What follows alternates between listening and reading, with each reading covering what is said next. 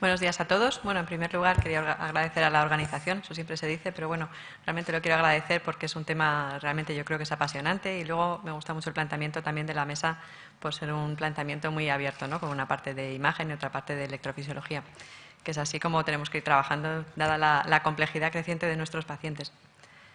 Bueno, voy a hablar de resonancia magnética y fundamentalmente de la utilidad del realce tardío para la valoración del sustrato de las taquicardias ventriculares.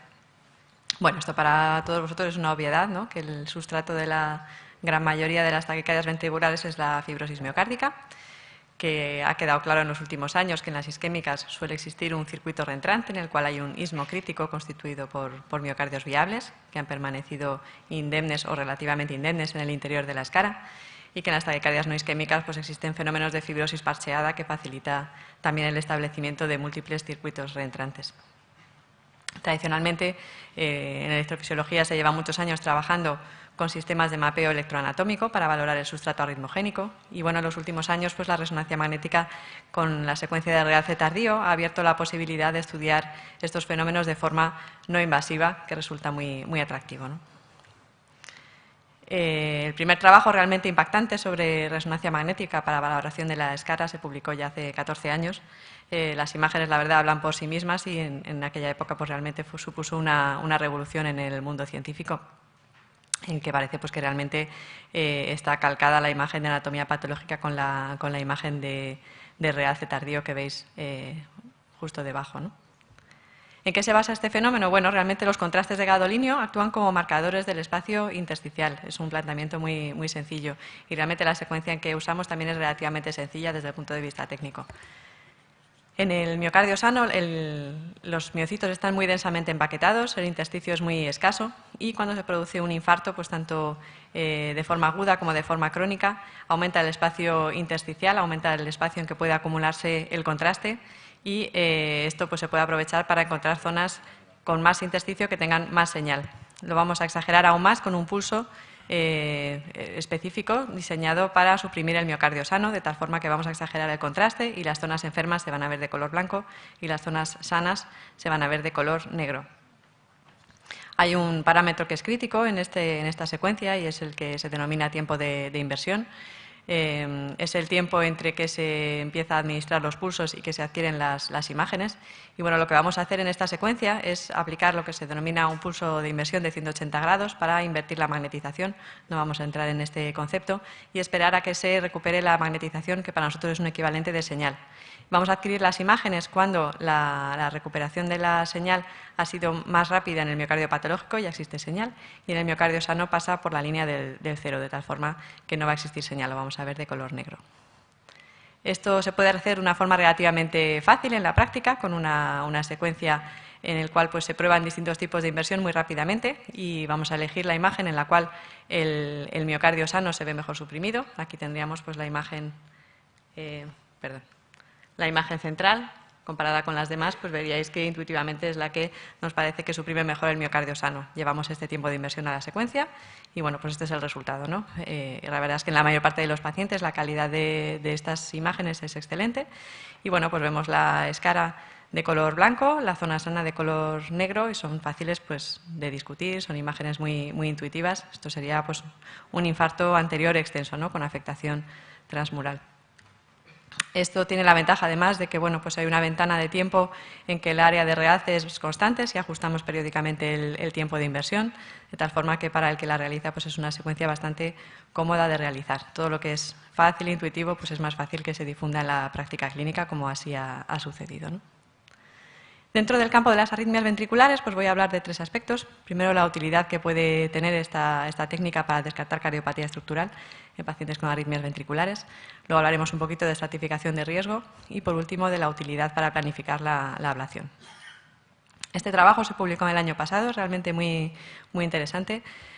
Son pacientes que han tenido una muerte súbita o una taquicardia ventricular sostenida, en el cual pues, se opta por manejarlos clínicamente según el criterio del médico que los lleva y, por otro lado, pues, también se maneja de forma obligada con resonancia magnética y se comparan los diagnósticos estándar y el diagnóstico basado en la resonancia magnética, que consta pues, de un estudio funcional, secuencias de inflamación y realce tardío, que es la secuencia que os he comentado previamente.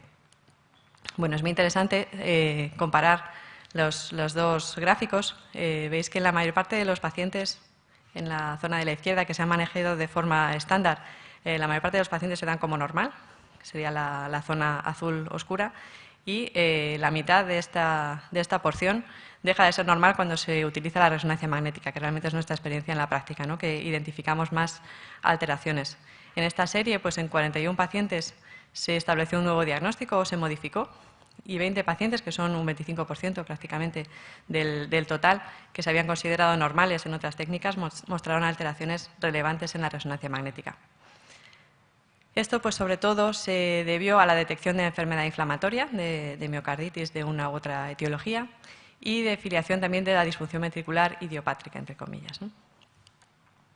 Este es un ejemplo nuestro, bueno, un paciente que refiere palpitaciones con esfuerzo, que eso nunca nos gusta, con eco normal. Se le hizo una prueba de esfuerzo en la cual el paciente pues, había presentado una taquicardia ventricular sostenida que fue autolimitada. Y bueno, pues como veis, estas son imágenes de resonancia en modo cine, en que vemos pues, que aparentemente los dos ventrículos son de un tamaño normal y tienen una función contráctil normal. Y sin embargo, nos vamos al realce tardío y encontramos pues, en la cara lateral y en la cara inferolateral zonas de realce muy llamativas, de tal forma que vemos que el paciente, a lo mejor no sabemos exactamente qué tiene, pero sabemos que no tiene un corazón sano, ¿no? Que tiene una cardiopatía estructural subyacente, que puede ser una miocarditis antigua, o bueno, la verdad es que algunas veces no se consigue establecer claramente el diagnóstico etiológico, pero ya nuestro planteamiento con el paciente va a ser diferente, puesto que sabemos que tiene cardiopatía estructural y fibrosis. Vamos a pasar a hablar de estratificación de riesgo. Bueno, en estos últimos años se ha trabajado mucho en este tema, quizá más en el paciente isquémico y en la miocardiopatía dilatada en general. Ya en el 2005 se publicó este trabajo en el cual se comparaba la fracción de eyección con parámetros basados en el realce tardío para valorar inducibilidad de taquicardia ventricular, y se veía que el área de superficie de infarto, el área endocárdica, era mejor predictor.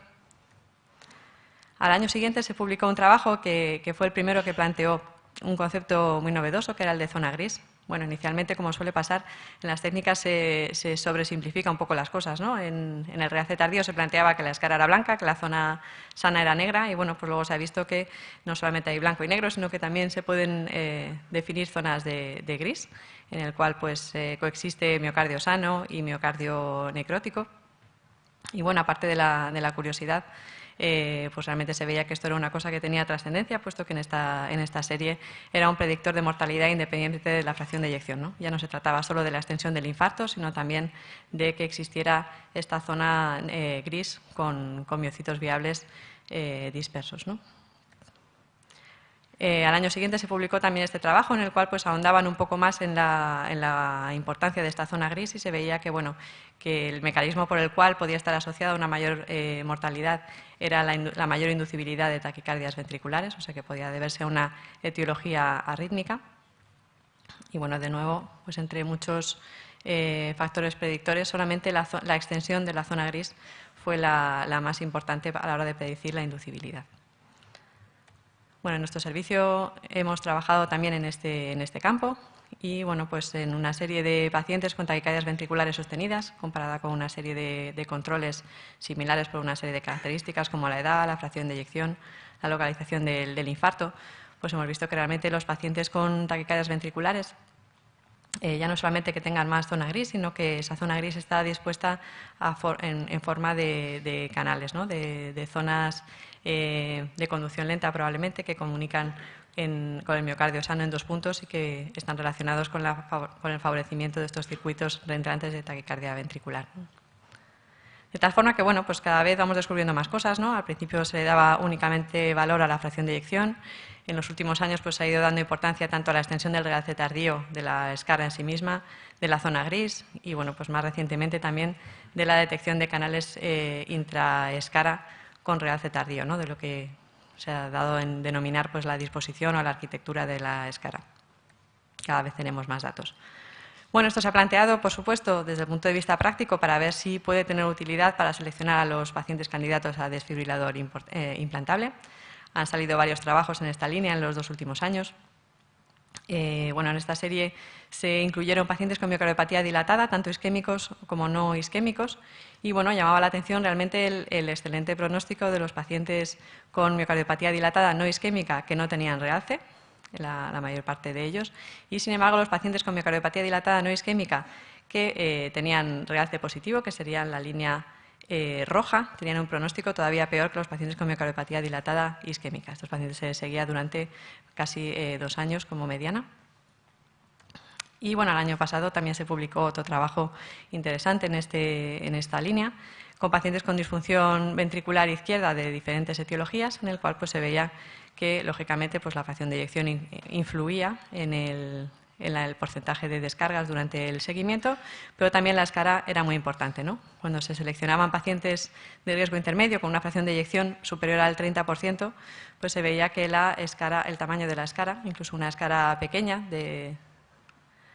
poniendo el punto de corte en 5%, pues era un predictor independiente de descargas. Vamos a pasar al tercer punto, que es la utilidad de la resonancia para apoyar procedimientos de ablación de taquicardias ventriculares. Bueno, pues como todos sabéis y mucho mejor que yo, ¿no? La ablación de la taquicardia ventricular va dirigida a eliminar los canales de conducción lenta dentro de los circuitos entrantes. Sabemos ahora que estos canales muchas veces se pueden identificar en los estudios de resonancia magnética.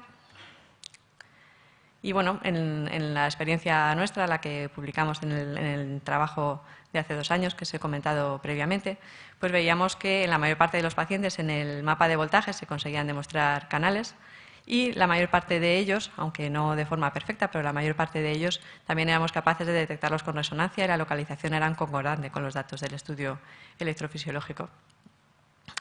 Uy, esto tendríamos que haberlo quitado. Bueno, no sé por qué me ha habido... Sí. Voy a pasar a este ejemplo para no alargarme mucho. Es un paciente con un infarto inferior. Estamos viendo la reconstrucción del carto, la reconstrucción endocárdica, y este es una proyección del realce tardío en una reconstrucción endocárdica basada en la resonancia magnética. ¿Veis? La codificación de colores hemos intentado que sea similar para que sea más intuitivo. La escara pues la estamos viendo en las dos técnicas de color rojo, sería la escara densa, como veis aquí en la intensidad de señal, pues la intensidad máxima. Y nos encontramos con un canal incompleto que atraviesa la escara y también pues, con una zona de conducción lenta submitral, que bueno, es una situación característica, ¿no? Pero, por supuesto, desde el punto de vista clínico, lo más importante es que la mayor parte de estos canales estaban relacionados con la taquicardia ventricular clínica, basándonos tanto en criterios de inducibilidad de la taquicardia ventricular, en electrogramas mesodiastólicos en esa localización y, bueno, pues en algunos pacientes en que no era posible la inducibilidad o mal tolerada en criterios de topoestimulación. Por supuesto, bueno, el objetivo que buscamos aquí es poder trabajar con esta información desde el principio, ¿no? Y a ser posible, incluso fusionando la información que obtenemos de la resonancia magnética con los sistemas de navegación, puesto que trabajar lado a lado pues es un poco más complicado y bueno, pues probablemente esto podría simplificar el procedimiento y dar información relevante al electrofisiólogo antes de comenzar el estudio, ¿no? Y bueno, pues la verdad es que se está avanzando mucho en estas técnicas. Son problemas ya informáticos, técnicos, que se nos escapan un poco, pero que cada vez avanzan más y que probablemente se conviertan en una rutina de trabajo en los próximos años. Un aspecto importante en la ablación de taquicardia ventricular es la planificación del abordaje. Si se decide hacer un abordaje endocárdico, epicárdico o ambos. Sabemos que aunque la mayor parte de las taquicardias ventriculares en los pacientes isquémicos son endocárdicas, pues hasta un 10 o un 30% según las series requeriría un abordaje mixto. Y bueno, en otros ámbitos más complejos todavía, como la displasia ritmogénica, pues el sustrato es predominantemente epicárdico. Aquí pues, nos resulta una alternativa muy atractiva la resonancia magnética, puesto que vamos a tener la posibilidad de estudiar el sustrato epicárdico de forma no invasiva y además pues, no nos vamos a ver tan afectados por la grasa epicárdica, puesto que también la podemos suprimir de la imagen con pulsos específicos, ¿no? Nosotros trabajamos con imágenes crudas, pero hacemos reconstrucciones proyectando la mitad endocárdica, haciendo un mapa endocárdico y análogamente podemos hacer lo mismo con el epicardio. En esto, bueno, pues la verdad es que hemos trabajado en un modelo experimental en los últimos años y, bueno, pues realmente se observan un número no despreciable de canales tanto en el mapa electroanatómico como en el realce tardío, aunque en el realce tardío pues no es perfecto y no los detecta todos, sí que detecta la mayor parte de ellas, ¿no? Este es un ejemplo, también en que veis pues, la correlación de los hallazgos en el carto, que está a la izquierda, con la reconstrucción epicárdica en un animal, en este caso, con un infarto anterior. Veis una zona de conducción lenta que atraviesa la escara y la localización concordante de la reconstrucción de la resonancia. Un minuto, Esther. Sí, bueno, esto solamente es un caso de displasia, pues para que veáis cómo también en la resonancia magnética pues podemos observar las escalas a ese nivel. En este caso, las dos imágenes previas son estudios para valorar la grasa, que bueno, en esta patología suele coexistir la grasa y la fibrosis.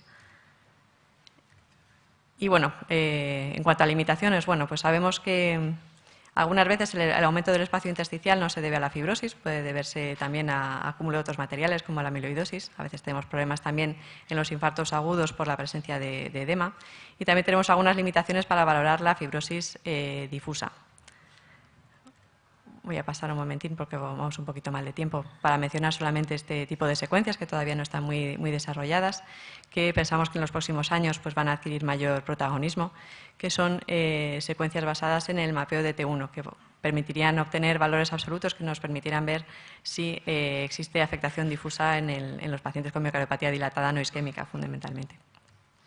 Bueno, como conclusiones, pues espero haberos convencido de que la resonancia es muy útil para el estudio del sustrato de pacientes con taquicardias ventriculares, que es muy superior a la ecocardiografía para la detección de cardiopatía estructural subyacente, que la extensión del realce tardío y sus características se relacionan con el riesgo arrítmico y que puede ser una técnica útil también como guía de la ablación, ayudando a planificar el abordaje endocárdico o epicárdico de la misma.